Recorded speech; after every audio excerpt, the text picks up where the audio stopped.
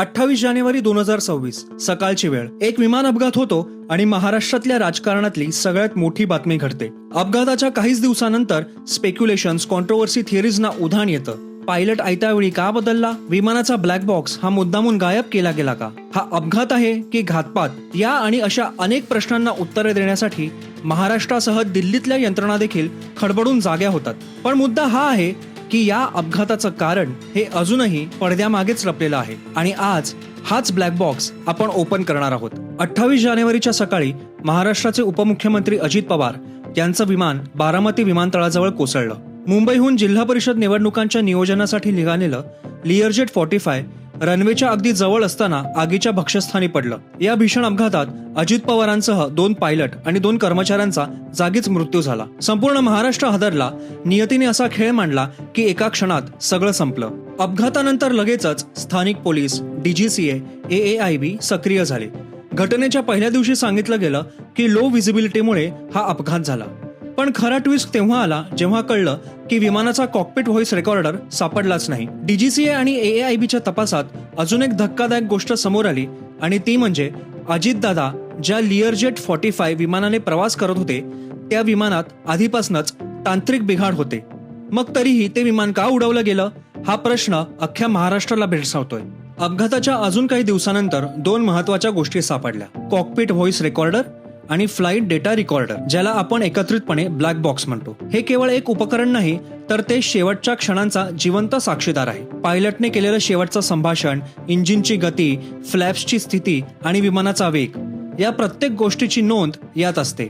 या अपघाताच्या काहीच दिवसानंतर आमदार रोहित पवार यांनी एक पत्रकार परिषद घेतली आणि त्यात काही गंभीर प्रश्न विचारले. आमदार रोहित पवार यांनी मांडलेल्या मुद्द्यांपैकी महत्वाचे मुद्दे म्हणजे वैमानिक सुमित कुमार हे शेवटच्या क्षणी का बदलले गेले, विमानात अतिरिक्त फ्युएल टँक कशासाठी होता, एअर ट्रॅफिक कंट्रोलचे शेवटचे मेसेजेस गायब कसे झाले, विमानाची मेंटेनन्स हिस्ट्री ही का लपवावी लागली, आणि 5वा आणि महत्वाचा मुद्दा म्हणजे विमानाचा जो भाग सर्वात सुरक्षित असतो तोच सर्वात आधी कसा जळला. या मुद्द्यांव्यतिरिक्त रोहित पवार यांनी पायलट सुमित कुमार यांच्या आधीच्या वर्तणुकीवरतीही प्रश्नचिन्ह उपस्थित केलं. हे सगळे आरोप करत असतानाच रोहित पवार यांनी एक धक्कादायक दावा केला आणि या त्यांच्या दाव्यामुळे एक वेगळाच अँगल या संपूर्ण प्रकरणाला मिळाला. रोहित पवारांच्या मते एका वरिष्ठ नेत्याच्या भेटीला उशीर झाला आणि त्याच्यानंतर अजितदादांच्या प्रवासाचं संपूर्ण वेळापत्रक बदललं. पण प्रश्न हा की जर वेळ बदलली नसती तर दादांचा प्रवासाचा कार्यक्रम हा असाच राहिला असता का? याच्यामुळे सोशल मीडियावरती चर्चा पेटली. वृत्तपत्रांनी मथळेच्या मथळे भरवले, न्यूज चॅनल्सनी रिपोर्ट्सवर रिपोर्ट्स बनवले, पण ना रोहित पवारांनी ना न्यूज चॅनल्सनी या वरिष्ठ नेत्याचं नाव सांगितलं. आमदार रोहित पवार यांनी पत्रकार परिषद घेऊन थेट सिस्टमलाच जाब विचारला.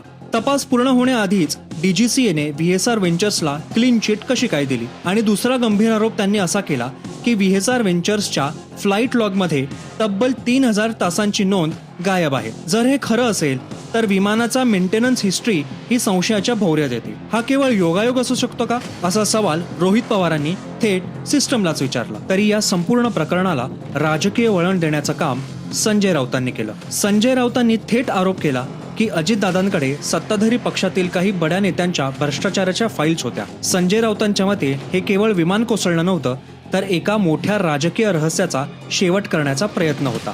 या संपूर्ण प्रकरणाचा तिढा लवकरात लवकर सुटावा म्हणून रोहित पवार यांनी CBIची मागणी केली. बरं, नुसती CBIची मागणीच नाही केली तर अजून एक पाऊल पुढे जाऊन ते FIR दाखल करायला मरीन ड्राईव्ह पोलीस स्टेशनमध्ये गेले. पण जेव्हा Rohit Pawar marine drive police स्टेशनमध्ये FIR दाखल करायला गेले तेव्हा जे घडलं ते अजून धक्कादायक होतं. त्यांना 5 तास बसवून ठेवलं, FIR टाईप झाला, पण शेवटच्या क्षणी वरून फोन आला आणि पोलिसांनी स्वाक्षरी करायला नकार दिला, असं रोहित पवारांचं म्हणणं आहे. पोलिसांनी तांत्रिक कारणं दिली की हा ज्युरिस्डिक्शनचा भाग आहे. कायद्यानुसार जेव्हा CID तपास करतं तेव्हा स्थानिक पोलीस समांतर FIR घेऊ शकत नाहीत, असं पोलिसांचं म्हणणं आहे. पण रोहित पवारांच्या मते हा वेळ काढूपणा आहे जेणेकरून पुरावे नष्ट करता येतील.